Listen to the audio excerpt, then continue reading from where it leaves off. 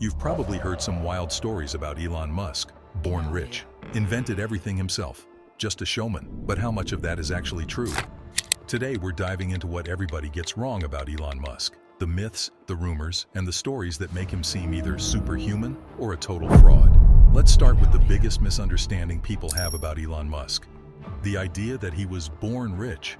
Honestly, it's the easiest criticism in the world. Of course he succeeded. His dad had a diamond mine. His family was loaded. People say these things like they're exposing some secret the world forgot to check, but none of it is real. Reporters tried to find proof. Biographers dug through records. Investigators looked into the story from every angle, and every time they found the same thing. Nothing. No mine, no ownership records, not even a sketchy rumor that held up under scrutiny. But here's what is real. They were upper middle class, comfortable, but not anywhere near my own diamond mine level.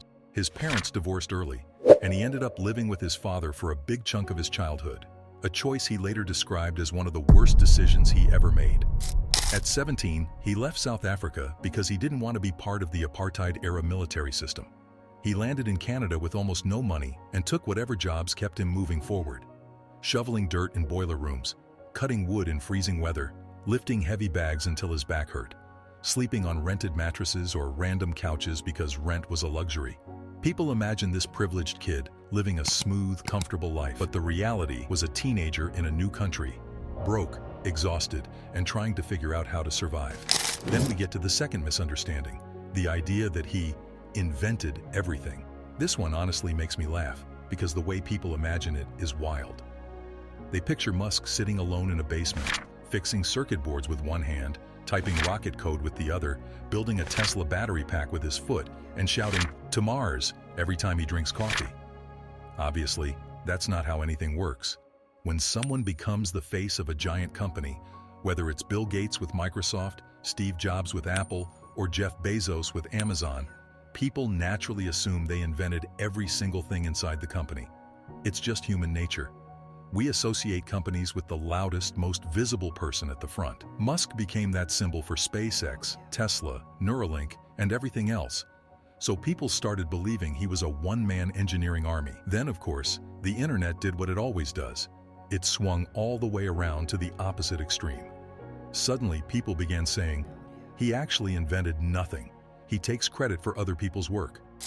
And that brings us to the next misunderstanding. The idea that he somehow takes credit for everything. A lot of the confusion around Elon Musk comes from how people repeat things online without ever checking what actually happened.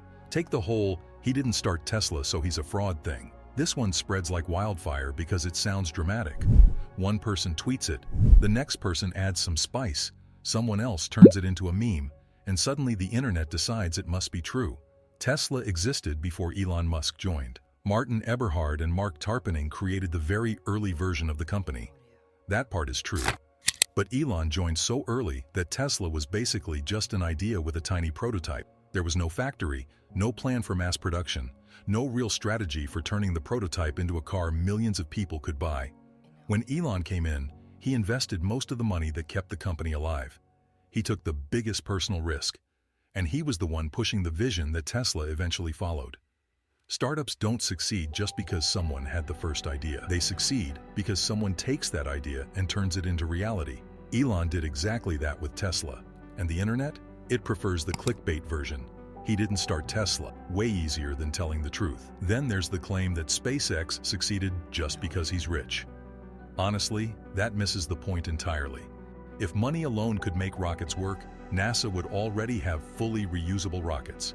China, Russia, Europe, all of them have billions in funding. Yet no one had pulled it off until SpaceX. The truth is, rocket engineering doesn't care about your bank account. What matters is your willingness to try, fail, blow things up, rebuild, and try again, over and over at a pace most people would call insane. SpaceX pushed impossible deadlines, tested constantly, accepted public failures, and built things faster than huge aerospace corporations could even hold a single meeting. Sure, Musk didn't sit there designing every engine himself, but he created the environment where engineers like Tom Mueller could do their best work and take risks that others wouldn't dare. That's what leadership really is. Not doing every task yourself, but building the conditions where the impossible becomes possible. And then you have the he's just a marketer accusation, which shows up every time he tweets something bold. People see the public announcements, the jokes, the hype around new tech, and they assume he's just selling vibes. But new technology doesn't grow by silently sitting in a lab. It needs belief, real belief from investors, engineers, partners, customers, and early supporters. If people don't believe in a vision, nothing gets funded, nothing ships, and nothing survives long enough to improve. Tesla made it through the darkest years because Musk convinced people it could work. SpaceX survived because he convinced NASA to take a bet on them when no one else would. Neuralink, Starlink, all these projects required a level of confidence that goes way beyond press releases. People assume he's only doing marketing because they only see the public side. What they don't see are the relentless internal pressures, the all-night work sessions, the direct interventions with engineering teams, and the willingness to take personal financial and reputational hits when things go wrong. Marketing doesn't get NASA to trust you with billion-dollar missions. Now we reach one of the biggest misunderstandings around Musk, the moment that exploded online when people claimed he did a Nazi salute. This whole thing started in January 2025, during an event connected to the U.S. presidential inauguration. Musk was on stage talking to a crowd, and in the middle of his speech, he made a quick arm movement, the kind of energetic gesture people do when they're excited or trying to hype up an audience. But someone on social media froze a single frame of that motion and said it looked like a Nazi salute. And because the Nazi salute is such a serious and painful symbol from history, the comparison spread fast. Almost instantly, people online were divided. Some insisted he did it deliberately. Others said it was just a weird wave caught at the wrong angle. Some people, including a few media voices, thought his arm position looked too similar to the fascist salute used in the past, so they criticized him heavily. At the same time, a lot of others came forward to say it looked like nothing more than an awkward, enthusiastic gesture that got frozen at the worst possible millisecond. Even the Anti-Defamation League, an organization that actively fights hate speech and anti-Semitism, said it didn't seem like an intentional extremist sign at all. They basically said, "This looks accidental."